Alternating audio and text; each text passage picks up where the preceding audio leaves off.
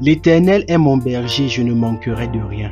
Salut la famille et bienvenue dans les Minutes Bibliques.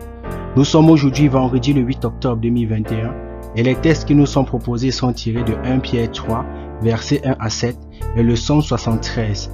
Avec pour cantique, j'ai soif de ta présence, gloire à Dieu, 163. Cantique 163, j'ai soif de ta présence. J'ai soif de ta présence, divin chef de ma foi. Dans ma faiblesse immense, que ferais-je sans toi? Chaque jour, à chaque heure, oh, j'ai besoin de toi. Viens Jésus et demeure auprès de moi. 1 Pierre 3, les 7 premiers versets. Là il est écrit: Femmes, soyez de même soumises à vos maris, afin que, si quelques-uns n'obéissent point à la parole, ils soient gagnés sans parole par la conduite de leurs femmes.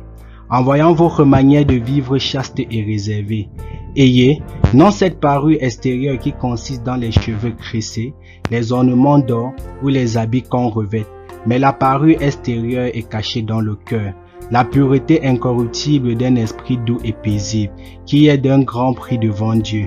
Ainsi se paraient autrefois les saintes femmes qui espéraient en Dieu, soumises à leur mari. Comme Sarah, qui obéissait à Abraham et l'appelait son Seigneur, c'est d'elle que vous êtes devenues les femmes, en faisant ce qui est bien, sans vous laisser troubler par aucune crainte. Marie, montrez à votre tour de la sagesse dans vos rapports avec vos femmes, comme avec un sexe plus faible, honorez-les, comme devant aussi hériter avec vous de la grâce de la vie, qu'il en soit ainsi, afin que rien ne vienne faire obstacle à vos prières. Amen. Psaume 73, là il est écrit: Psaume d'Asaph.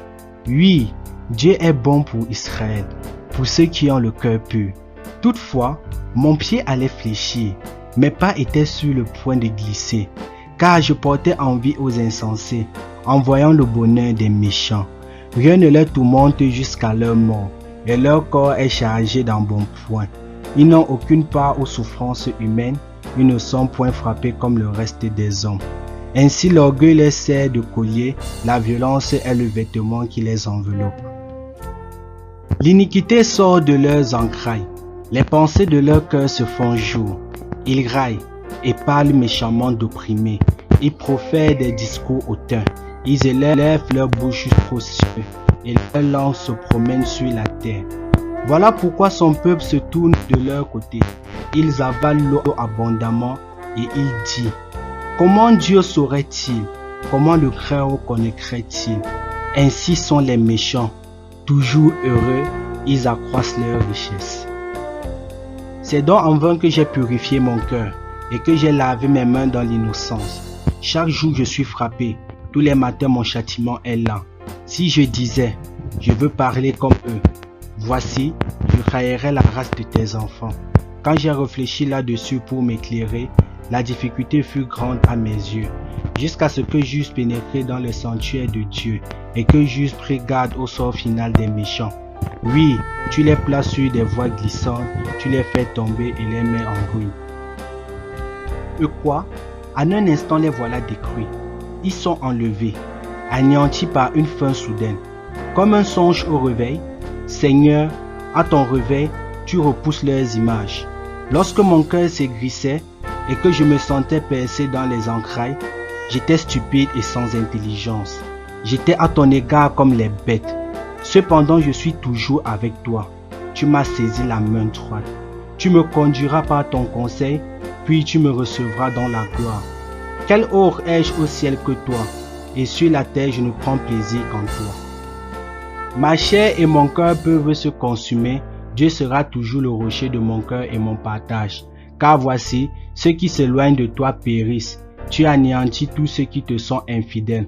Pour moi, m'approcher de Dieu, c'est mon bien. Je place mon refuge dans le Seigneur, l'Éternel, afin de raconter toutes tes œuvres. Amen. Qui suis-je sans toi, ô éternel Dieu? Par ta grâce, ta miséricorde et ta bonté, nous sommes vivants aujourd'hui.